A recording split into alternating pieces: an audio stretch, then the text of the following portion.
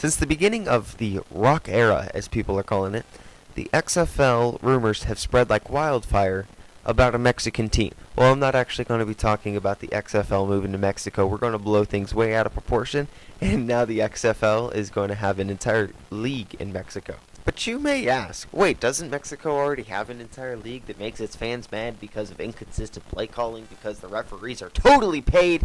I would have to answer you, yes. Yes, they do. Context. The LFA was started in 2016, and up until COVID, it was the singular Mexican Football League, and I think it still is, I'm not sure. Started by Juan Carlos of Vaquez. It started with 4 teams, but quickly rose to 9 teams. The COVID-19 pandemic, 3 of its newest teams leave, and a couple actually quit. One such team would be the Bears, the Osos, as they call it, in Mexico, and they also have the Pioneers. We are getting 2 new teams in the LFA on 2022.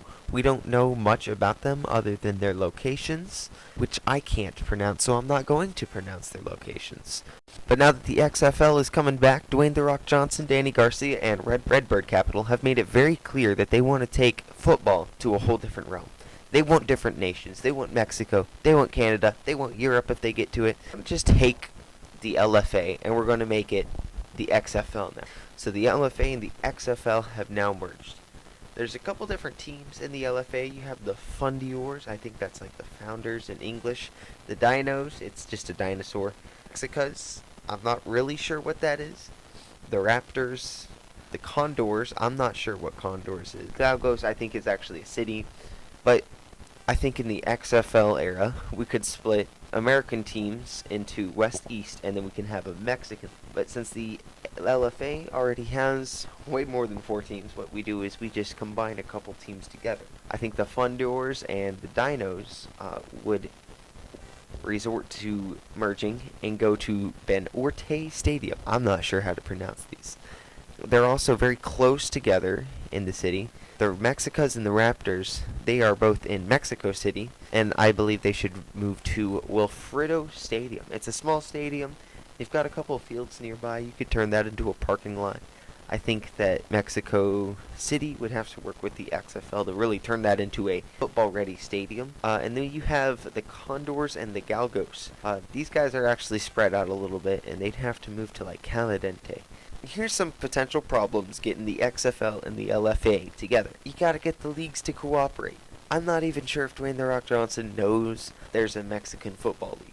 Business relations, this sort of fell apart with the CFL. Potential corruption in the leagues. This is actually something rather big in the LFA. Fans are mad because the referees aren't consistent. Sometimes they'll call plays that should not have been called, and sometimes they won't call plays that should have been called. I think we can contribute this to getting paid.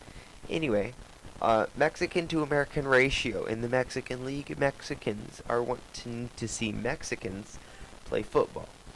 You gotta ratio that out. You gotta make sure that there's enough Americans and enough Mexicans. You don't want too many Americans, but if the Mexicans aren't as good as American football, then you have to compromise.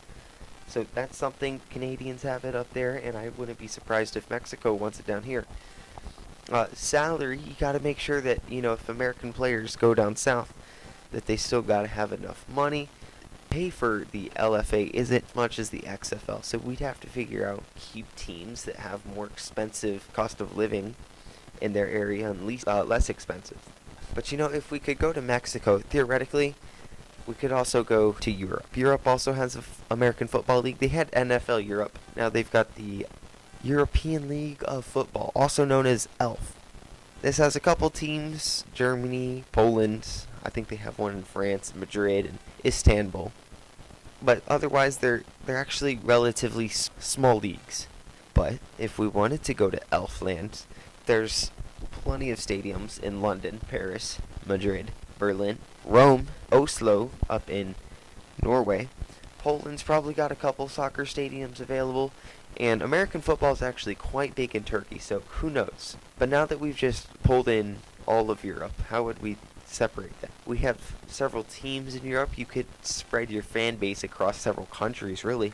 So what I would love to see is an Eastern and a Western United States football. Love to see Mexico Love to see a West Europe and Eastern Europe. Western Europe would have like London, Paris, Oslo, Norway, and Spain, Madrid. Eastern Europe would probably have more like Berlin, Warsaw, and Istanbul. Mexico, we would have Mexico City, Banton, and Leon, and then there's Pachu Pachu.